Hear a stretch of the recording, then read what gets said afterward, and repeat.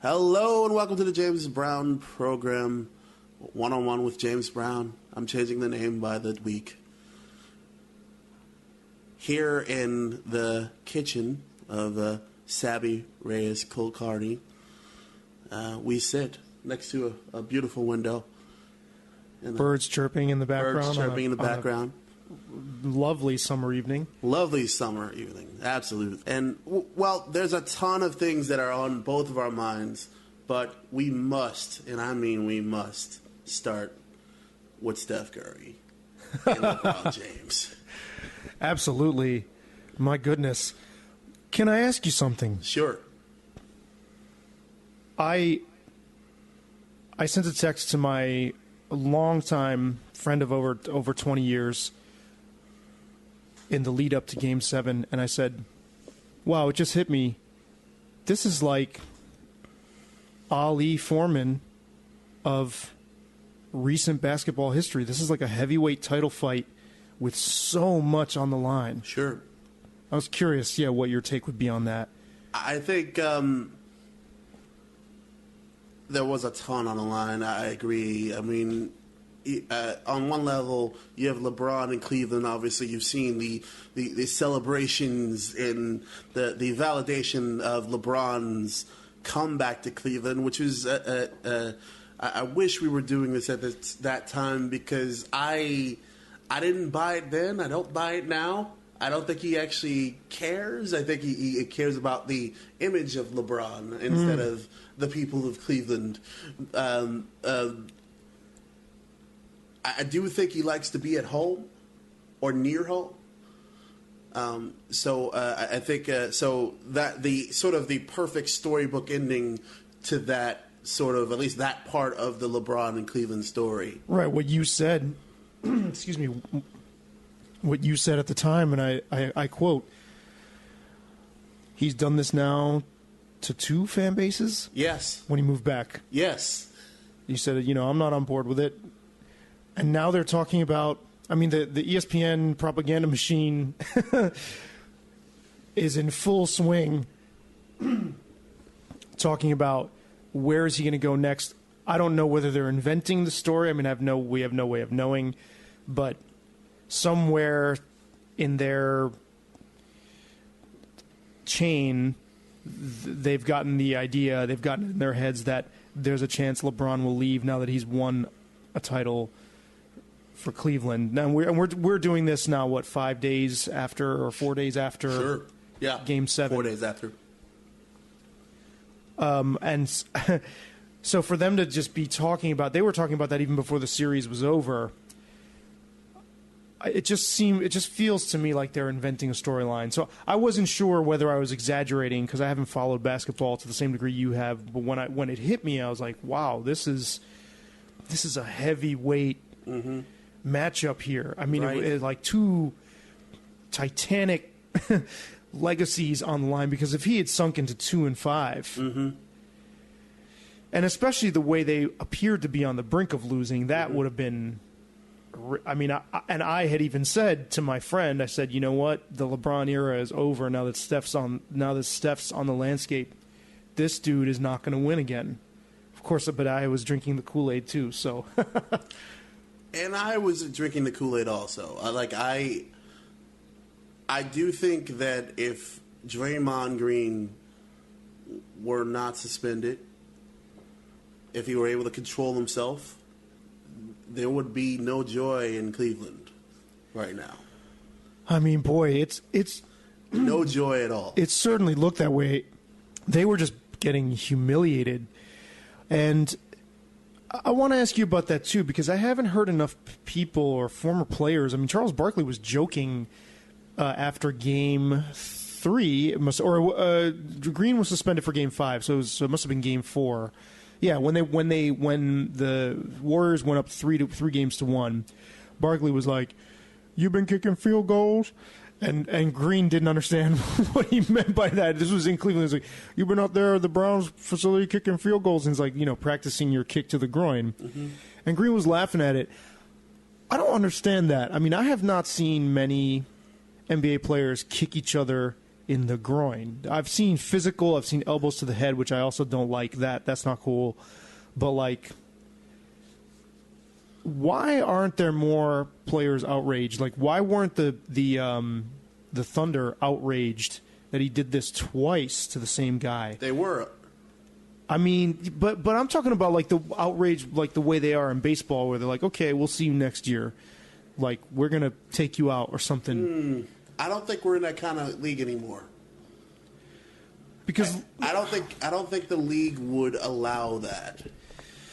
I think the penalty for that kind of thing would be massive in this kind of league. Well, and the penalty, I said to my friend, the same guy I was telling you about. My friend is a labor history professor at the University of North Carolina, Eastern Carolina University.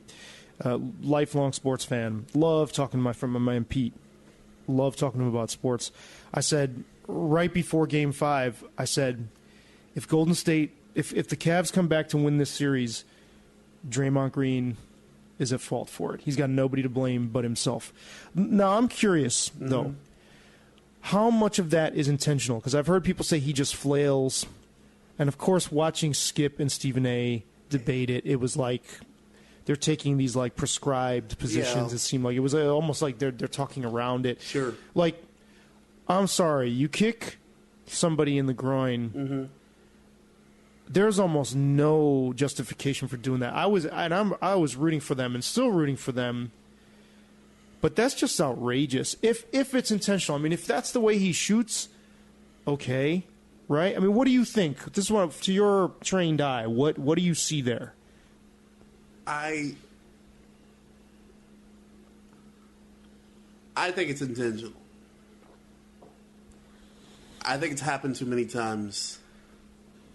At first, I thought it was just an involuntary thing. Just how he falls, how he flails.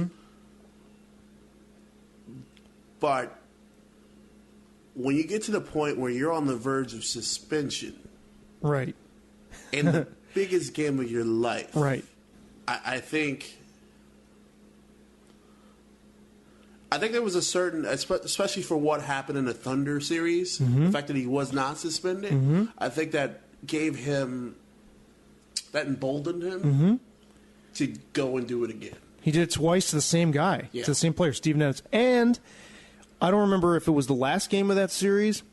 Well, Steven Adams is an ass, but that's a whole other thing. Is he a dirty player? It's not that he's dirty. It's just that he is he's one of those most annoying players to other players. Okay, so he's mouth-wise. Not mouth, but physically annoying. Okay. That it's not that he doesn't kick and flail, but he takes space. Okay, maybe this is Draymond Green's equivalent of pitchers throwing at your chin, like giving you a little chin music. In other words, like if you're crowding the plate, maybe Green's like, okay, I flail, so if you're going to be near me, it's on you to keep yourself away from. But I mean, it just did not look good. Right, it didn't look good at all, and it's got to be haunting him now. It's going to be really interesting how they respond, because to finish my thought from earlier, the other half of this equation is the Warriors were on the verge of quite possibly the greatest season in the history of basketball. Right. And then they had a New England Patriot moment. Times 3. I don't know that it's times 3. Okay. So that Patriots moment, I think people at this point, because Tom went back and won again, I think people underestimate them, how monumental a failure that was. I get the chills thinking about that game. Just how big an underdog the Giants were. Sure, backing into the playoffs. They had no business being there. No business being in the playoffs. Right. You know, Tom Coughlin was fired. Right. Fired. Right.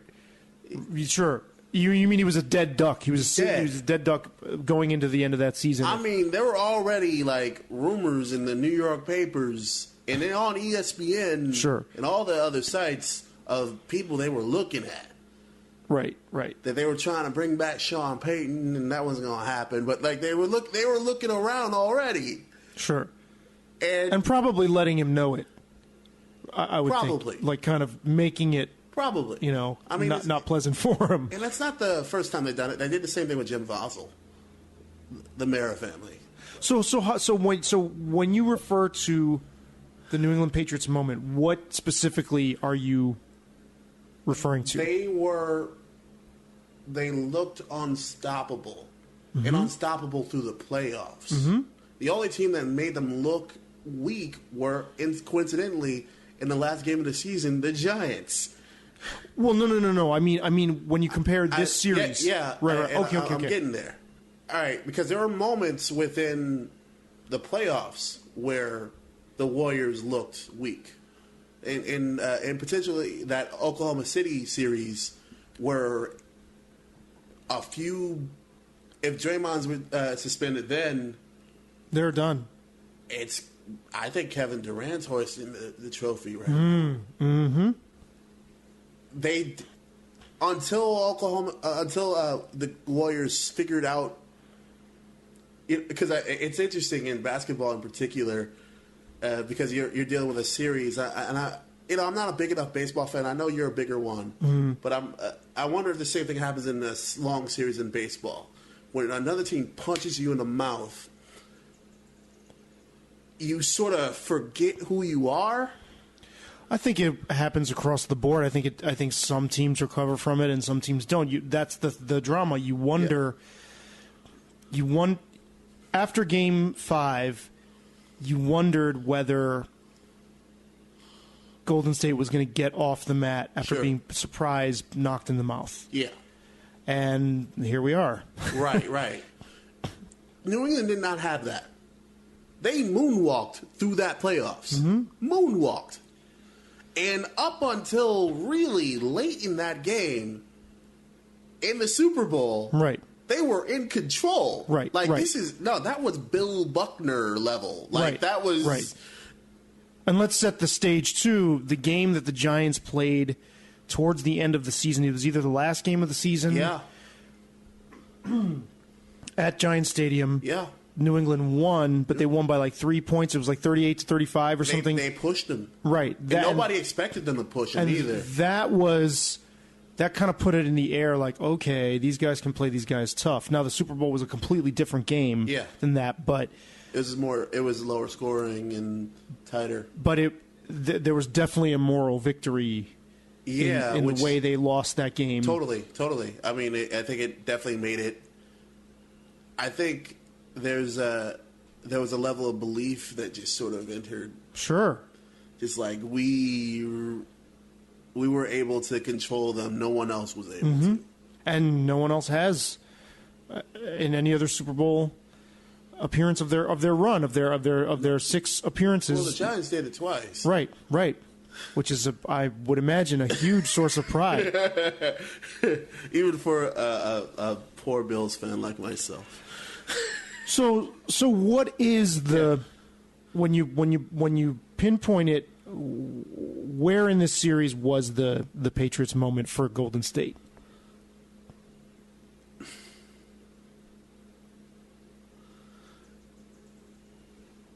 Honestly, I felt like even if you give them the Draymond game, I thought that the last 2 minutes of that game were some of Steve Kerr's worst coaching in his career so far. Wow. Obviously, he's only been around 2 years. Right. Or not even a complete 2 years, right? Yeah. Right. I don't know why when Kyrie hits that shot, you don't immediately call timeout. That you just let a full shot clock expire. I know Kerr is really the closest thing to Phil Jackson in the league right now, and I think even Phil would have called timeout then. And Phil hates to call timeouts. Phil, I believe this was in. I read all of Phil's books. Okay. I'm reading one now. I'm reading Which one? 11. 11 Rings? Yeah. I think this one was in Sacred Hoops. Okay. Which I think is his best. Where Phil just talks about the flow of the game and allowing players to sort of like trusting his players enough, especially after they've been in his system a while, to sort of find their answers themselves. So let them get back on rhythm when the rhythm gets thrown off instead of calling timeout to bail them out, because that's going to be more of a momentum breaker. But I think at that point, because that fourth quarter turned into hero basketball on both sides, Steph was throwing bad shots up. And Steph was missing shots he would normally make. I think that's a different point, and I'll get there in a moment. Right, and I want to get to what Stephen A. said about Steph's decision-making at the end of Game 7, which I thought was a very well-articulated, convincing point, but we'll get there. But you got to call timeout there. You got to get them in the right play. And you got to cut that lead down. You can't just let that time slip away. Even if 10 seconds in, if you're not getting into something, I think you call timeout and just like, let's talk this over. We're talking a two-peat here. I know. Oh my goodness. This is I mean, this was very similar to Popovich a couple years ago, pulling Duncan and Miami winning that title. Right.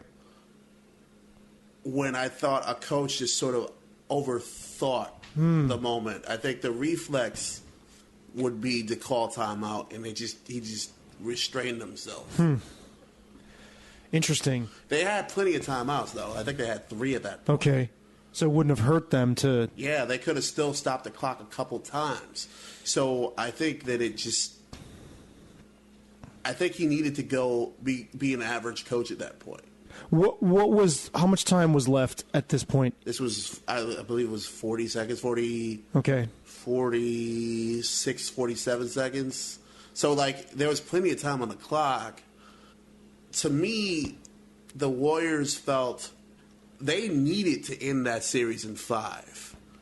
And as 6 and 7 went on, it became clear they were gassed.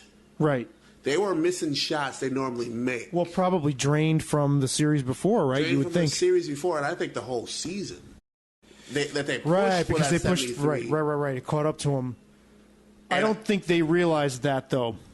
Necessarily. I mean, I have no idea. I have no idea what these people. Once you're in, plus, they were so confident and perhaps overconfident. Well, yeah. I mean, even Steve Kerr at the end of Game 6, when he says, one game to win the title on my home court. Right. I'll take that anytime. Right. Which I mean, if given the odds and what this team did all season, you would think so, but you have to figure that when they lost games 5 and 6, they were nervous. They were not the ones who had the Cavs on the ropes. It seemed the other way around, especially the way they played in those last 2 games. It's not, and I honestly did not feel that the Cavs defense I thought they played well, very well even. But it wasn't. That wasn't the thing that. It wasn't so well that it made the greatest offense in the history of basketball into an average to below average offense. So you think they did it to themselves? I think in the end, yes. I think that they had dead legs. Well, here's what Stephen A. said about that. He said Game 7 exposed a little bit about Steph Curry, that he's a player that might need a little more structure, that it wasn't so much that he was missing shots, but his decisions towards the end of Game 7. And I even thought so as, somebody who's not really that well-versed in basketball. I could see towards the end of that game, I was like, why would you take that shot and not moving the ball to other people who had a hot hand towards the end? And he also insinuated that, maybe Steve Kerr lets these guys freewheel instead of calling plays lets these guys sort of run their own ship, and that you could see if you could see where they ended up paying the price for that. I'm paraphrasing, of course, but I just thought that was an interesting point, and he actually got into a little bit of basketball analysis instead of his normal just blather.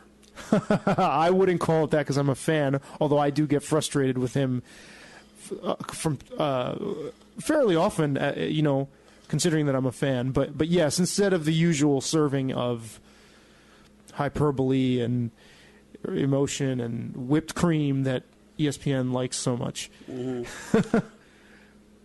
I guess how I feel about it is that you win with what brung you to the dance. That's right. And why? How could they be expected to think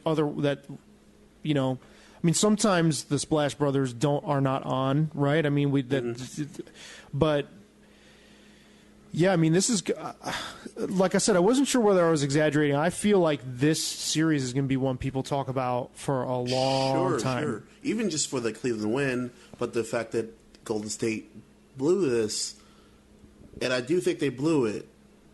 I don't think it was necessarily. I don't think it's Steve Kerr needing to give more structure that caused them to blow this. I do think it.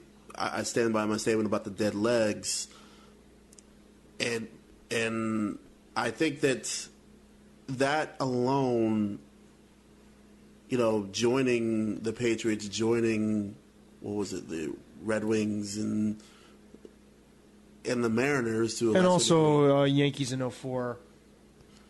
That's a big one. Yeah, it's in basketball we just haven't seen. The closest to it was that Spurs loss. Like 3 years ago, would that have been? Yeah, that's closest to it I remember. Where we had a team that was clearly, I think, and I still stand by this, I think they were clearly better. Than the Heat. Yeah, and they lost. And I think that I guess the other team that I thought that at least on paper was clearly better were the 2004 Lakers over Detroit. I'm still not convinced that the Warriors weren't better even after this went the way it did. Yeah. The better team. Yeah, and I strongly believe that they were.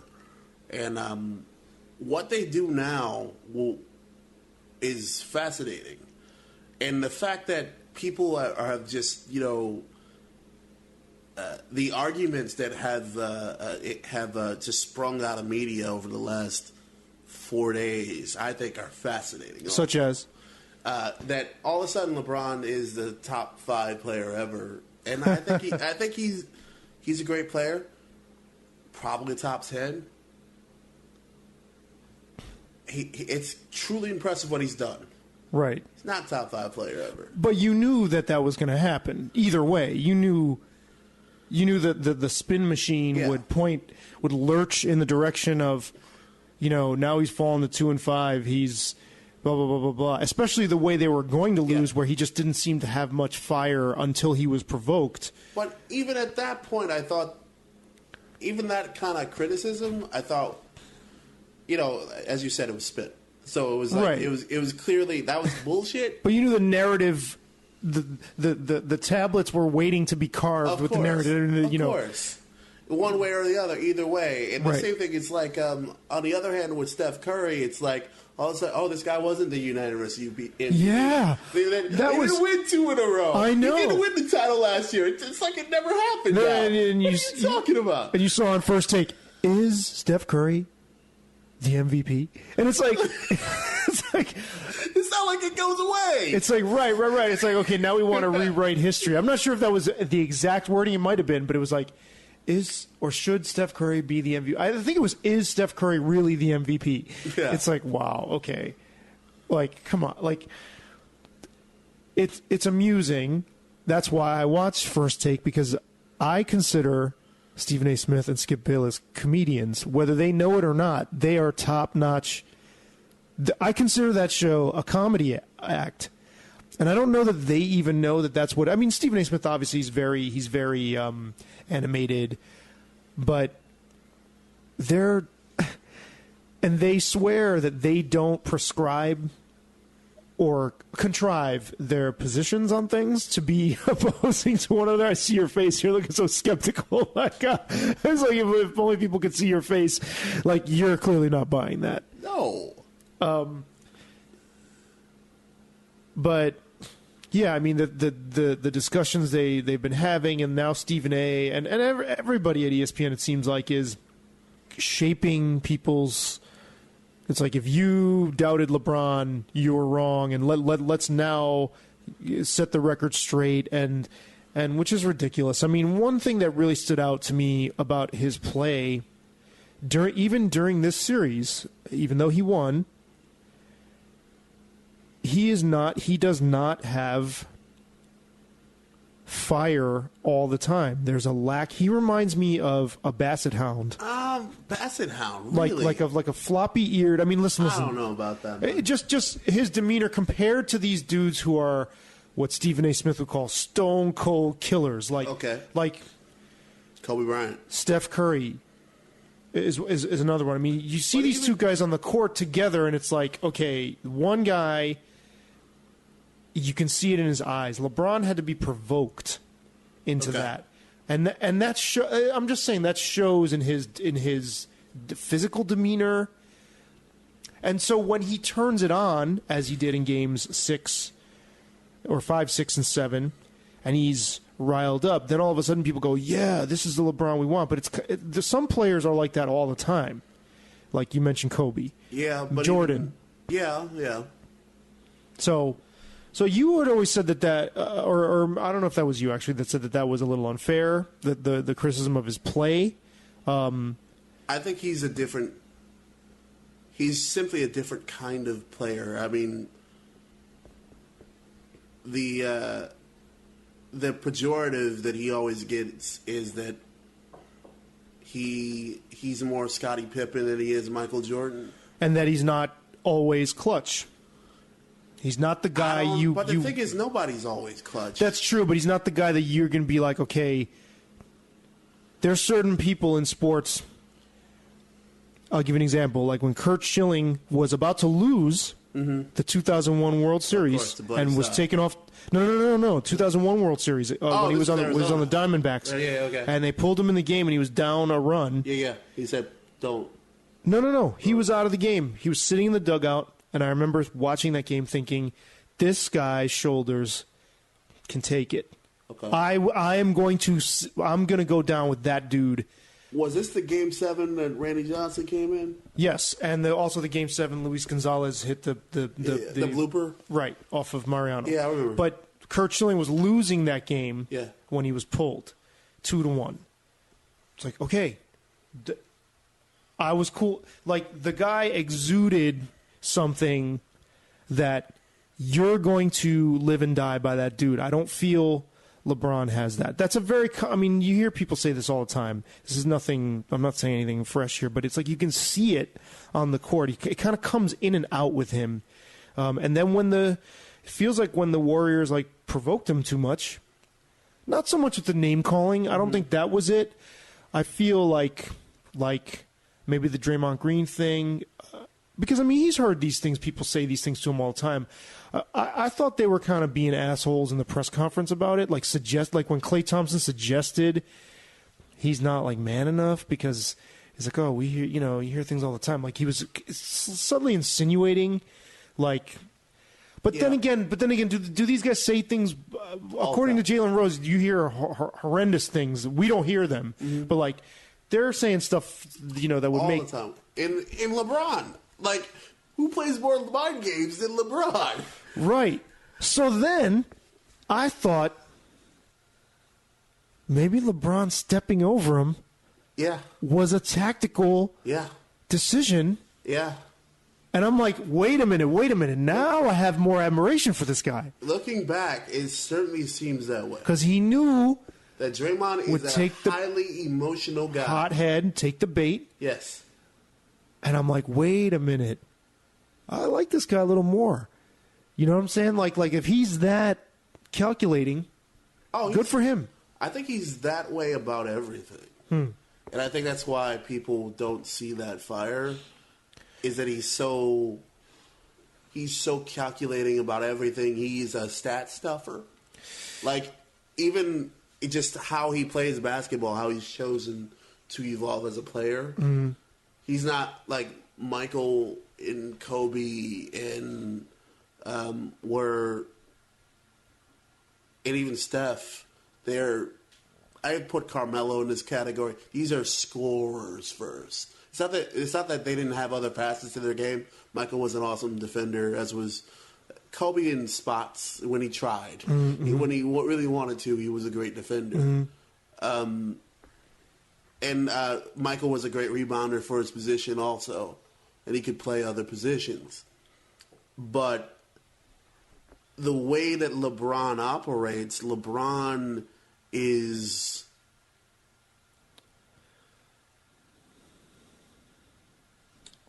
He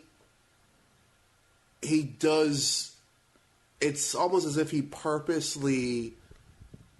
He doesn't want to be the scorer that he could be.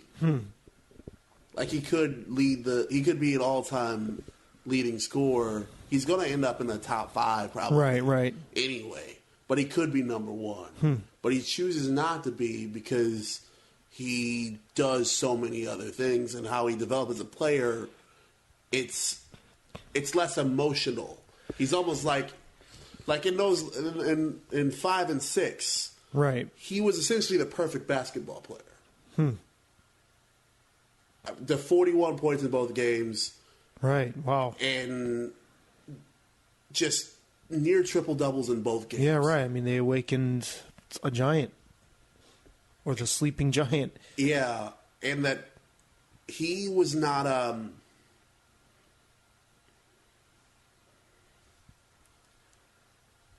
He's not Mr. I want 60 every night.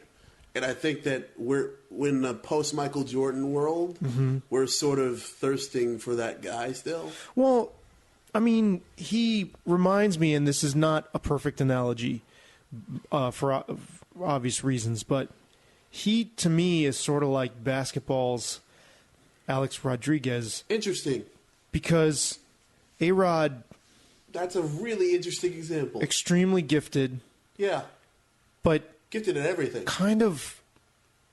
Aloof? There's... I don't want to say lifeless, because that's not fair either to LeBron, but there's something...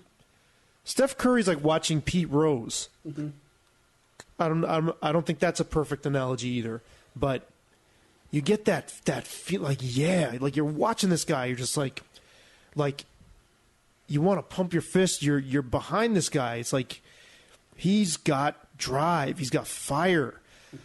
LeBron reminds me of watching A-Rod. It's like, wow, what he's doing is amazing, but I don't feel passion, and when you see passion on him, maybe he just shows it differently. Obviously, he doesn't. It's not like he doesn't care. Yeah. But it just doesn't exude off of him the way it does some of these other players. It's a very interesting example in that they are very similar. LeBron seems to have more friends among players. Right. A-Rod has virtually none. Yeah, which is strange. And well, Jeter was his friend before he went to New York. Yeah, before they had to play next to each other. My mom saw them together in a Macy's. She was with my nephew and one of my nephews, and they showed up. A-Rod, Jeter, and somebody else on the Mariners was there with them too, or maybe Posada was there with them too. Anyway, I just thought they went shopping together. So this was before even he went to Texas. You know what? Was he? I have to look this up.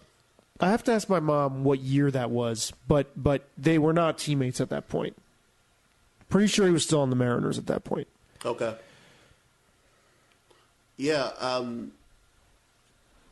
There's another area I wanted to go on the LeBron stuff. Yeah, please, because there's something that has been whispered and that I've talked about with a friend of mine that really I got to do this. It's with my friend Ernest, who's in Chicago Okay. now. And I remember having this conversation with him about just as Steph Curry mania hit the fever pitch last fall. Okay. And I saw it coming, and not to toot my own horn, but I definitely saw it coming. It was clear last year in the finals, and just watching like how it wasn't just Steph, it was Steph and his family. It's Steph and his daughter, his wife. It was like the Currys are like they own basketball right now. Yeah, they're being the anointed as like the first couple of basketball for some reason. Right. And they had broke through because, I always use my mom as an example because she knows like 5 players in all sports. Okay. Steph Curry essentially became one of them. Okay, so if your mom's a good barometer of like when someone's a household name, basically. Yeah, just like holy shit, like out of nowhere she knows Steph Curry. Right. Who's that scrawny little guy, Curry? Right. That's funny. That's really funny. It's like wow, what's up? So it became in this conversation with Ernest, something that was on my mind. And I figured, because we do think similarly in some ways, both black guys, he's Haitian. And we were like, would Steph Curry be as popular as he is if he were a dark-skinned athlete? Oh, wow. Or if he were just white.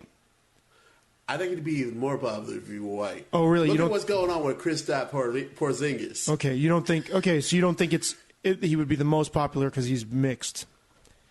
And I guess he's kind of even mixed because even his mom's like half black. Okay. So he's like a eighth white, I think. It's like right. Kind of like Creole and right. And there has been this long sort of, and this connects to what you were saying earlier about how this is Steph Curry's league and LeBron's not going to win again, and how that was sort of in your mind. Yeah, I really thought that was true. And there was sort of this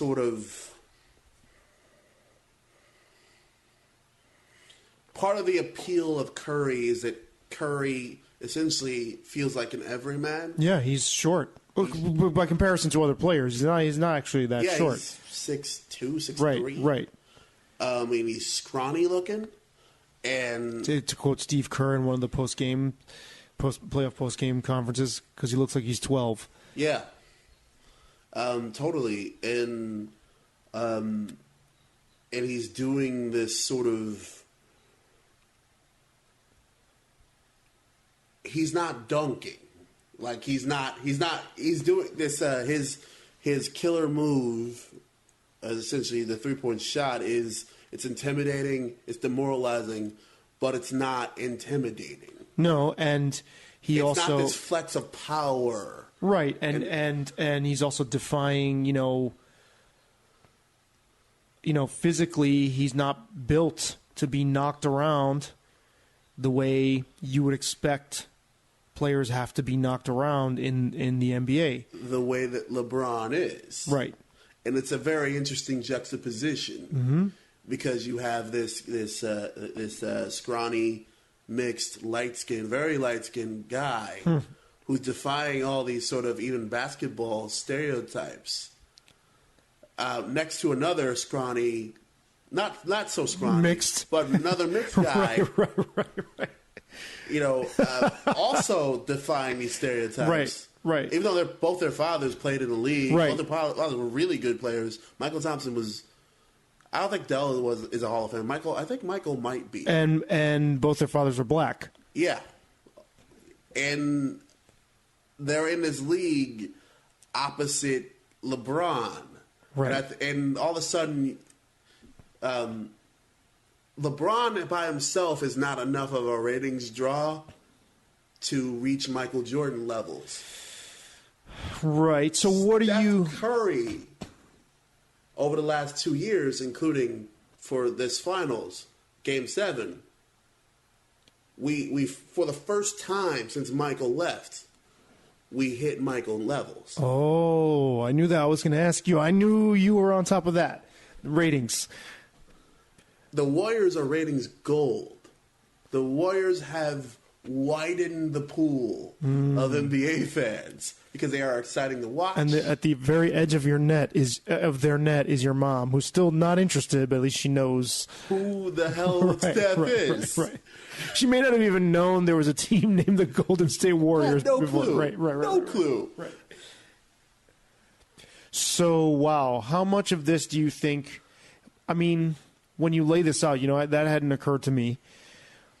I wonder how much of this is contrived versus unconscious, or purposeful versus unconscious. But I also, as you were laying that out, I mean, there are multiple pieces to that puzzle, too. Number one, it's been known since last year that these were the two teams that were on a collision course from the two different conferences, from the East and West Conference. So perhaps if LeBron and Steph were in the same conference, would we have this same narrative? Would the NBA be able to capitalize to that same degree? Because we weren't seeing that narrative at play or that dynamic against OKC, were we? I mean, Westbrook and Durant are kind of a similar pairing, like the Splash Brothers, kind of. I think it's different on a couple levels.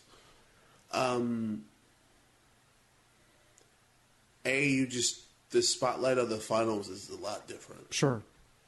And so, would it be so if you were to somehow, a lot of people want to end the conferences for the playoffs, or if, as ESPN has us on the edge of our seat, suspecting if LeBron goes to LA or something, if they're in the same conference, would that hold up? Would it have the same box office draw? It couldn't, for reasons we've already spoke of. Right. Just because there are limits with cable. Okay, right. Those finals would be on TNT instead of ABC.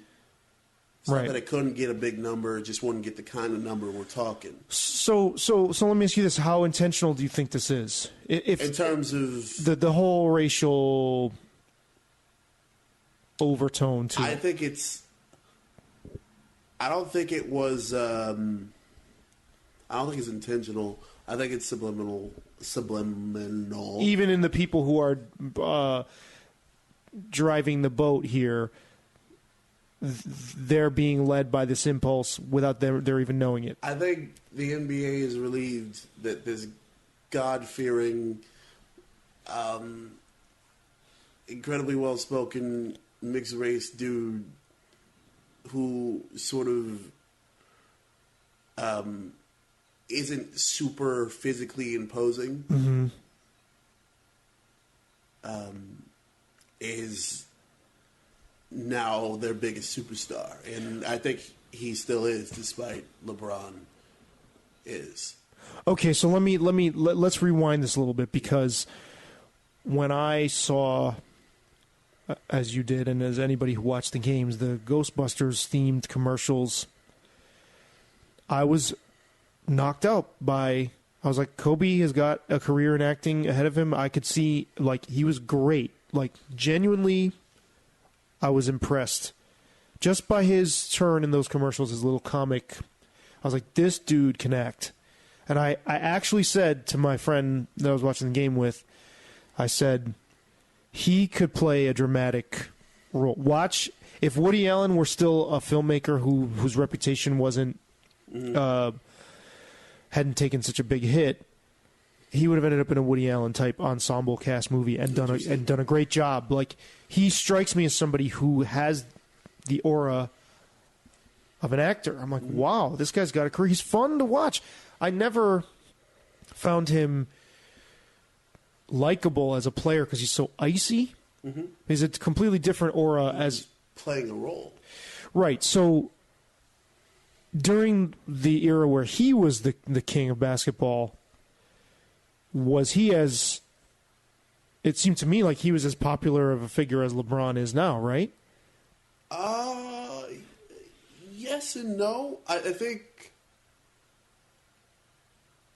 his path is a little different. There was a dichotomy, a similar racial dichotomy. Right, because he wasn't raised here. He was... No. Okay. No. Oh, okay. We're talking about him and Steve Nash. Okay. I think there was a very...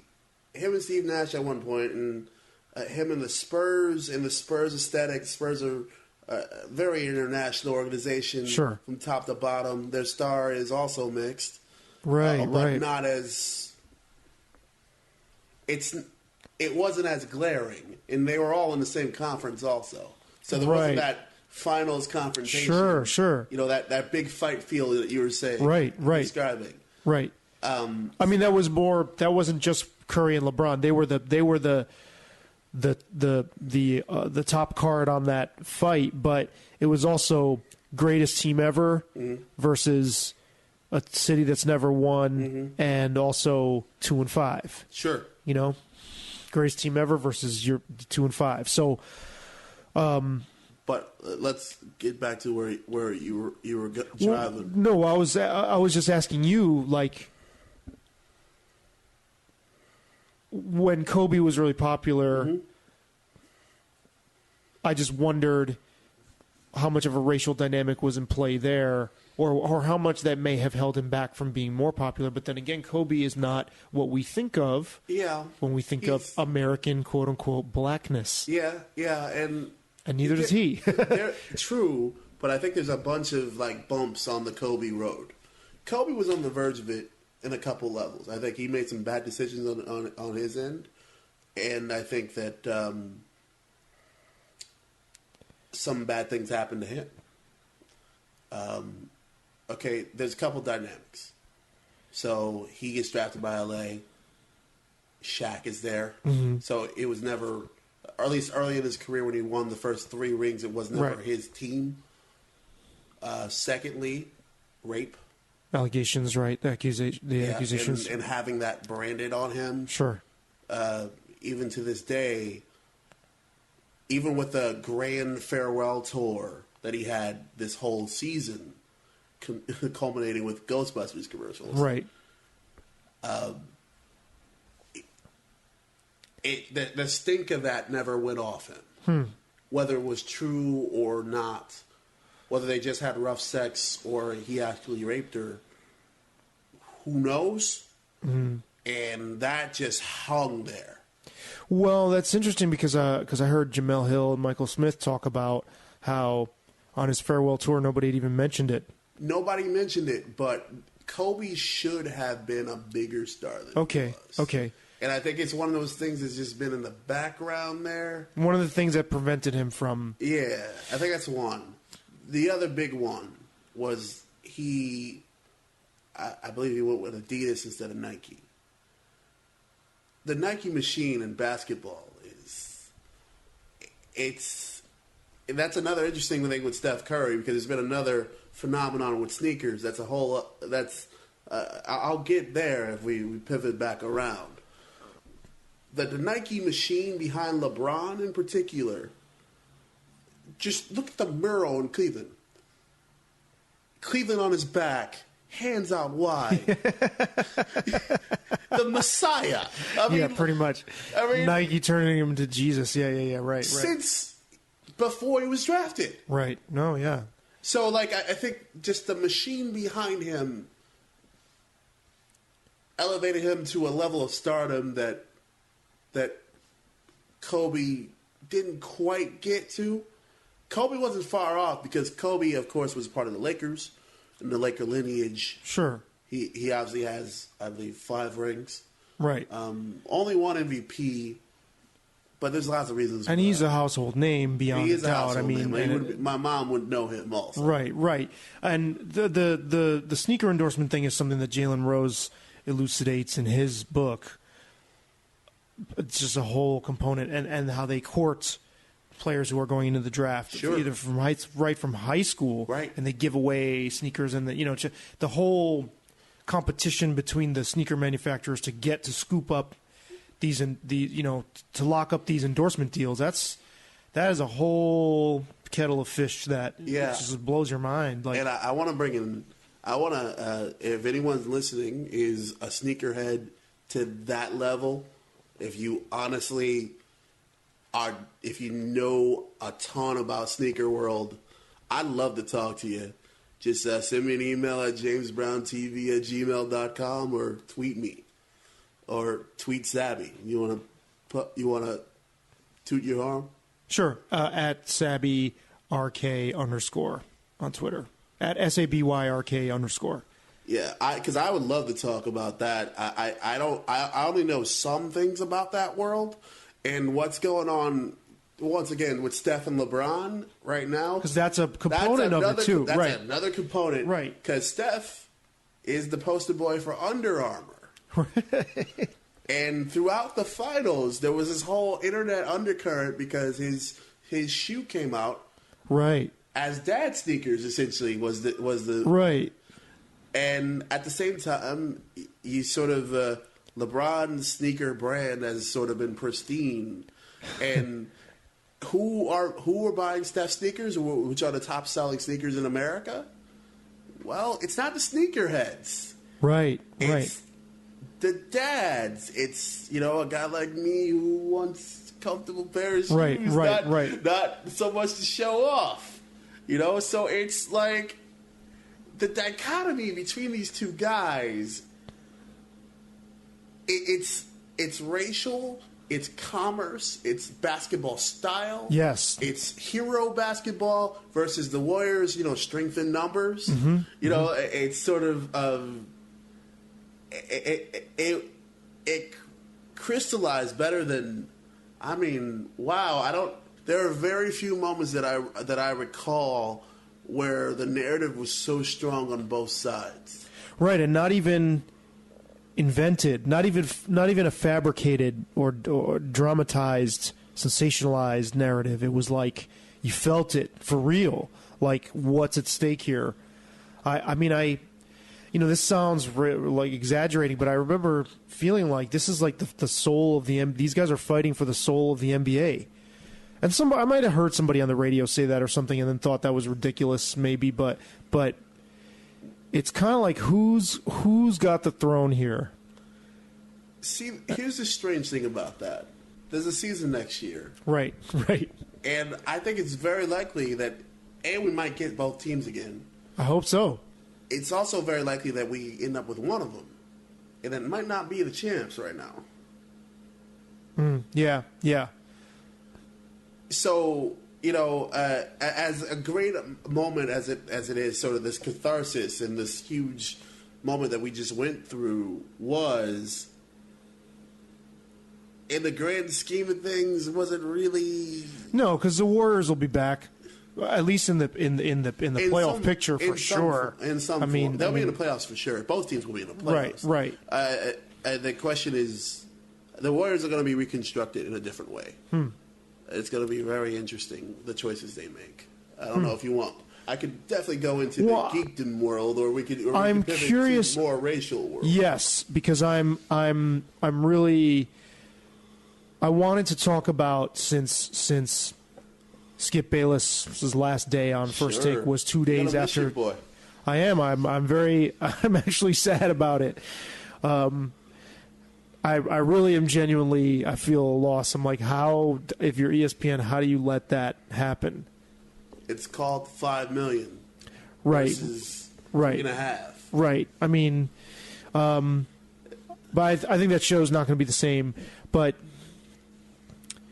it's called your ratings not going down when you replace one of those two dudes. You don't think that they don't? Wow. I mean, it's. How do they maintain that? I mean, that's their most popular show, isn't it? On TV, on their TV? On ESPN2. Okay. It's the most popular show. But how does that happen where you replace your star talent, one of your two star talents on the show, and you can keep just steamrolling on without losing your audience? Part of it is having a deep bench. Part of it is they go on vacation. Anyway, you mean? Or right now? No, they go on vacation a lot. meaning there's a lot of fill-in. Right. There's a lot of people that have sat in that chair. Yeah, the audience is, even though they see them the most, right? They're accustomed to whether it's Max Kellerman, which is the name that I keep reading as potentially that. I don't think he's a perfect choice for it, but one guy who would be perfect, I don't think would do it because he's got his own thing going. Dan Levitard, I think oh wow, would be beautiful. That would be beautiful. But he that would be. And he's not going to move from Miami, and he's already got his own show, right? And he's got his own radio show. Where did you hear that Levitard? Yeah, well, no, I never heard. Okay. No, that's just my. I'm just thinking they're going with someone within the ESPN family, clearly. But that would be my pick if I were to say, hey Dan, how about I throw you another couple $1 million, move to New York, we'll give you your show just do your show out of New York City, and right, he's not going to lose fans. He'll lose to Miami because he's very attached to Miami. Right, and his show is Miami centric, which I find refreshing. Sure. Even though I'm not super interested in Miami as the universe of Miami, it's just very nice to hear something that's centered. It's anchored in a different part of the country than New York or L.A. I think that's why PTI works. And has worked forever. DC? It's DC. It's a different... These are not animals of Bristol. Yeah, you're in a different orbit. So, wow, Levitard would be highly entertaining. Yeah. That would elevate the comedy factor, the way off the charts. So you don't see that show dipping in popularity at all. I think that it will dip a little. I think Skip will eat a little out of them because he'll take some of the audience with him. But the thing is, I don't think he'll take the audience with him. I think that there are Skip loyals. I see. I think the chemistry won't be as good. Right. I think that there will be some loss. That's what I loved about the show is that their chemistry is, even when they're not trying to be funny, or when they pretend. I don't even know how conscious they are because they're so automatic at it. It would be ironic. There's one other name that just jumped to mind, and you brought him up earlier. And it would be so ironic if this guy got that job because of a confrontation with Skip a couple years ago. Jalen Rose. Oh, it'd be great. And he would be perfect for that kind of thing. I don't think he'd want to leave L.A. from what I understand. But he would fit that role very well. Yeah, we'll see what they go with. My guess is they would try different people maybe to see how it heats up, is my guess. Sure. If you were running a network, wouldn't you be like, oh, yeah. Well, at this point, yeah, absolutely. Throw so-and-so in there. Especially in the summer. There's no pressure until the fall.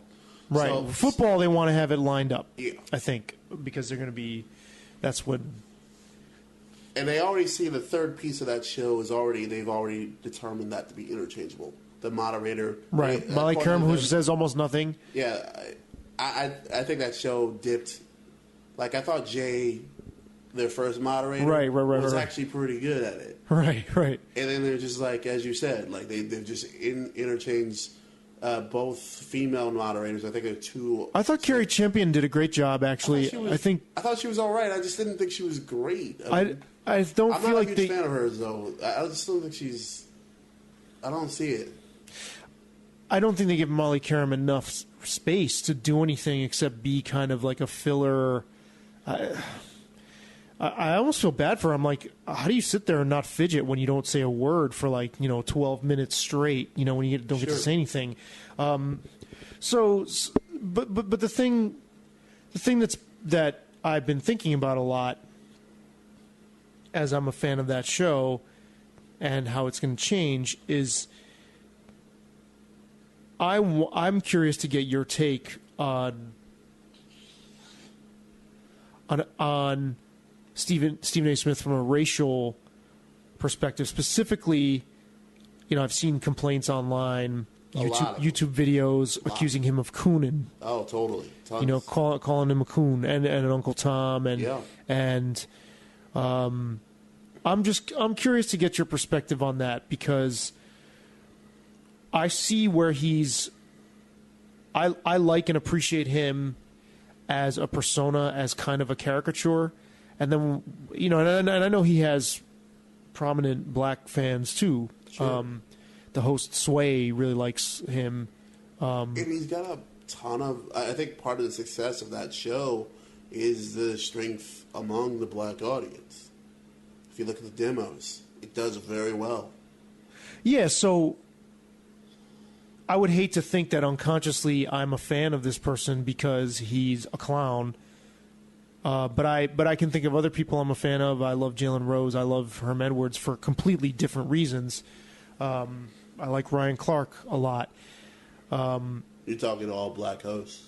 Yeah. I'm just the people, and I love Jamel Hill is my favorite of all of the motherfuckers. I've come around on her. I've come around. I didn't like her at first, but I've come around. I've listened to some of his and hers.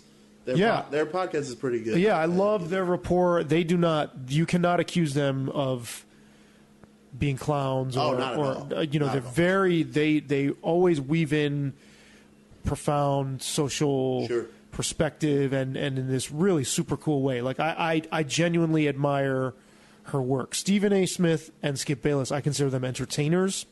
Yeah. Rush Limbaugh. No. I wouldn't insult them. No, just because Rush called himself an entertainer. Okay. They're such good. They're so good at comedy. They may not even know they're doing it. I don't know. But Jamel Hill and Michael Smith they are genuine commentators. They're social eyes and ears, I think. But what is your take on that when you hear people accuse Stephen A. of being a coon? I think the incident that in most cases that people point to is when Michelle Beadle lost her shit. And for those of you who don't know who she is or are a fan of Michelle Beadle, she hosts Sports Nation and is a very popular ESPN personality. And I forget what the flap was. It was essentially Stephen A. He definitely pushed the limit. It was just like he said. Essentially, he talked about how I think it was with the Ray Rice elevator situation. He said women should be careful not to provoke men. Yes, which I did not actually think. I think that was taken way out of context. I didn't think he should have been excoriated for that.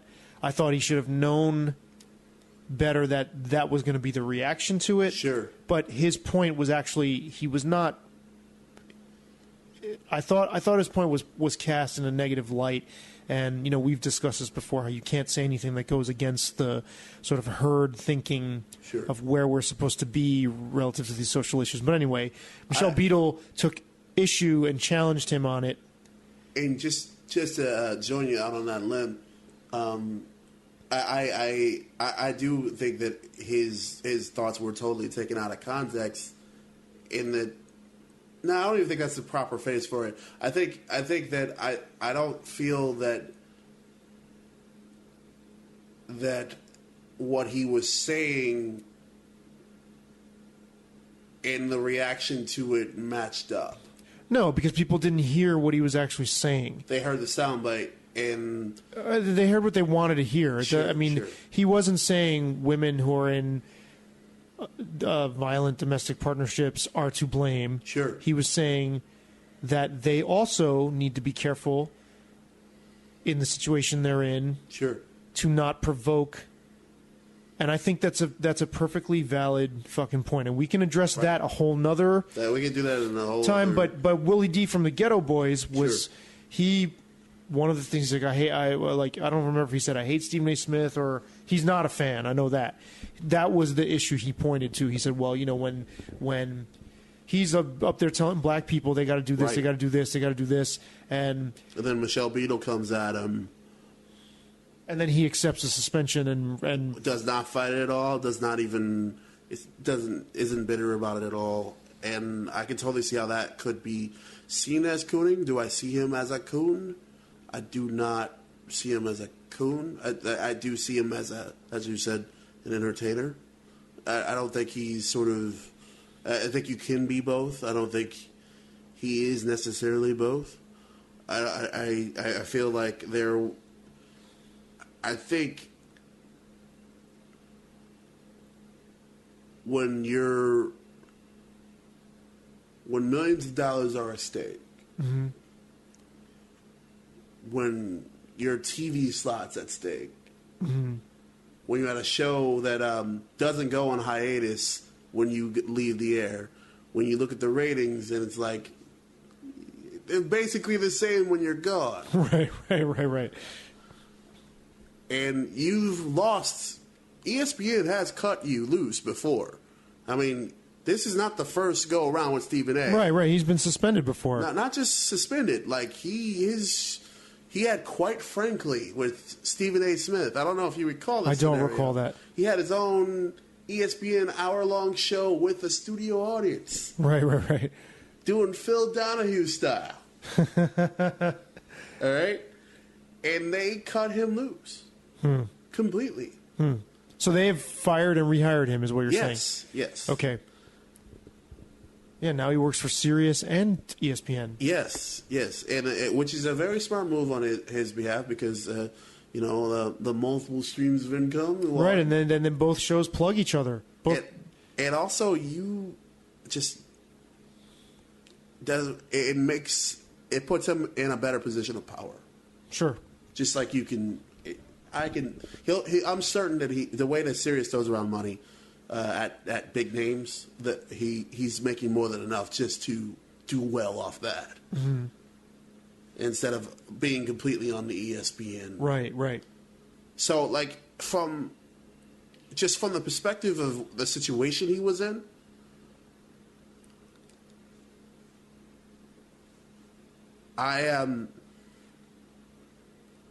he knows it can go away. He knows ESPN is not afraid to make things go away. Right. If they let Bill Simmons go, then they'll let anybody go. You brought up Kurt Schilling earlier. Right. I mean, he's long gone. Like, they're not afraid to just say naked man up. Right. But the other thing is, I don't think it was that he was caving to Michelle Beadle. Yeah. I think he knew that the issue that to be misinterpreted. Sure. With respect to that issue being so hot currently, he knew better than to try to shout against that. I'm not sure he did. Because let's talk about more of their Carnival act, right? Him and Skip, what they do, right? What they do is they are the worst of sports talk radio. Like, just pushed to the extreme of, I'm going to take this very strong opinion and I'm going to push it hard. And I'm going to push it hard for 12 minutes straight. And you're not giving them credit for one of their most, I think, underappreciated skills. They can push hard on two opposing positions for 12 minutes apiece and still manage to talk around the issue. Yes. Which is like, so like with concussions and things like that, it's like they can bang the drum so that the issue is like they're saying it over and over, but they're avoiding the actual issue. It's like, wow, how do you do that? And still manage to spin it the way you'd suspect ESPN wants it spun. Yeah. I think that's. Well, yeah, I definitely agree on that one, and I feel like there's an amount of hubris that it takes to do a show like that. That plus Stephen A. is very, very used to preaching to black people, as you illustrated earlier. Yeah, that whole respectability politics, is that what the term for that? Like the whole Bill Cosby stance, pull your pants he's up. Definitely in the Bill Cosby kind of camp. Chris Rock has been put in that same under that same heading. I don't think that's as true with Chris, but I've heard people push him that way, but I haven't had he hasn't taken that hard turn yet. I hope he doesn't. See, again, I feel, obviously I'm not black, so but when I listen to Stephen A. Smith, I feel that people who take issue with him doing that are also taking him out of context. He is not saying that for the benefit of white people or white America to look askance at black America. I don't think he's not selling out and allowing white Americans, middle Americans to look worse at black people. I think he is directly addressing the world he comes from. This is the sense I get. I don't know what makes the man tick. I would hope that there's some integrity there, and that there's some genuine passion for caring about people, and and he does bring up race issues. On the other side of it, he's accused of being a race baiter. Sure. So it's like you can't win if you're in his position. White Americans who don't want to hear about, or any Americans who just don't want to hear about race, are going to call you a race baiter, but then black people are going to always be... I mean, he's in a position where some black people will always be like looking at him with a fine-tooth comb, waiting for him to fuck up, basically, and like you got to represent all the time. When I hear him talk about... I mean, yeah, he's a really hyper-capitalist, and he's all about, that's a little bit silly to me, but I don't get the impression he's saying things that make the black community look bad. He's saying, this is my sense, we can do better than this. So what are you hearing from him? Like what is your take when you hear him go on those? I don't think when he gets to his pulpit. I don't think that he is. I honestly don't feel that he is. I don't see him as altruistic as you seem to. Huh. I don't think he actually cares. About what? I don't think he's saying that he says the things that he says about the black community, and because he wants us to like, hey, we can be better than that. I don't see that from him. What I do see from him is a guy who's got a lot of time to fill,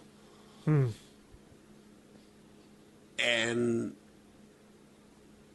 is doing a virtually impossible job, and what they do, skill-wise, is incredible. What's impossible about what he's pulling off specifically? Well, okay, so let's look at his his two main jobs. Right. First Take, where you babble for 12 minutes at a time, right? Right, they usually let him go first, right? Yes. He usually starts... And I'm just going to stop like this. Have my pregnant pause. Right. And Skip Bayless. Right. And I love how they say each other's full names all the time. I love that. Skip Bayless. Stephen A. Yeah. And then on top of that, you have Sports Talk Radio. Right. Which is another virtually impossible job. Right. And he's sitting there by himself in that chair most of the time. He has guests and stuff like that. Yes, He doesn't have somebody to play off of. I don't think... I know when he was doing with ESPN, he had a guy. But I don't think he has as serious at all. No, because he posts little badly done videos of... They must be off somebody's phone, his producer or something. They post them on Facebook for some reason of like... It looks like a phone video... And it's usually oriented badly, and then the phone will slip and fall, it's on the desk. So when he's pounding the table, and then you see him checking his laptop, or something while he's talking, which I don't want to see that. But hire a digital producer. Yeah. I think it's just little videos. I'm available, Stephen A. Nice. I think you should reach out to him. I'll tell you sometime about the email I sent to Mark Maron offering him my services. Oh wow! That's for another That's for another day. Another day. That's a good one. But I think there's just little videos to get people to remind them on Facebook, oh, yeah, his thing, he's doing it now. So you're saying it's an impossible job to just talk that much? Yes, I think it's an impossible job to talk that much. And I think when you do that much, things that do matter to you and things that work start to blur. I would agree with that. And you become conscious of the fact that you have inadvertently created a persona. And you have to feed that beast. And I think, he has a way of saying things, and I know this from my own experience and not nearly at the same scale. I know this from my own experience with dealing with people who are in my personal life and how they respond to the things I say. If you tend to have a nuanced view of things that doesn't fit neatly into one category or another, but people don't hear the nuances, you unconsciously start saying things in a way that's provocative. I know I've fallen into this trap, and I catch myself. Stephen A., I think, does this all the time. You start emphasizing certain words, and I wish I could give you an example. Like his stance on Black Lives Matter. It's very, you really have to, concentrate. If you just take it at the bold words, the way he presents it, you can easily get the wrong impression from what he's saying. But what happens is when you perceive things in a way that, how should I put this? There's shades in there. You learn early in life that people get angry at you for not having a clear-cut position on things, or for not having a binary take on things. Stephen A. Smith strikes me as the type of person who unconsciously is aware of that and has built a persona and a career on saying things that are slightly misleading, that you have to work to get to the heart of, to the nuggets of what he actually means, because he leaves them out for you to take him the wrong way and get mad about it, right? I think you're absolutely right. When you get rewarded for doing that, it's like those guys can probably talk in a way that suits the interest of the show without having to think about it at this point. It's probably in their bones by now. That's kind of scary. And that's what's going to be, on a different note, that's going to be really interesting with Skip on his own. Right. Right. Because Stephen A. can generate that. He can argue with the straw people in his head, right? Yeah. He can yeah, so but as far as, you don't think he cares at all about? I think he does. I don't think he cares to the degree that it comes off. I think it hits on the thing you were talking about, where cadence and inflection and being a skilled communicator, you can, and I've mentioned this before, the impact versus intent. I think that his intent, his impact, they don't line up. Wow. Okay. That's interesting. Because I think if they did, we would see him be more of a political force than he is. Oh, wow, yeah, he would be out there on issues more. And I think, honestly, I think Fox News would love to have him. Ooh, what are you saying there? And that, A, they're big fans of his. In between his stints at ESPN, he became a regular. Like a guest? Regular guest. But what's... And I also think that they haven't quite found that skilled black conservative, especially Fox News brand of conservative voice. Well, then he would definitely be accused of being a coon then. Oh, totally. At that point. Totally. If he and I would be... I think that's available to him if he wants it. Yeah, because he's the type of black voice that serves their purpose. That kind of like, then he would be doing exactly what I was saying I don't think he's guilty of yet, anyway. It's interesting. So he's got that gear to go to if he wants it. Yeah, well, maybe he thinks that he does enough by he's doing it in his sphere, in his area of expertise and in his comfort zone by bringing these issues to light. I mean, he might genuinely feel like he's doing the right thing. I like to think some people can think that, even if they're not doing the right. I like to think at least they think, that by bringing these issues to light in the context of sports, maybe he thinks that's his contribution. Sure.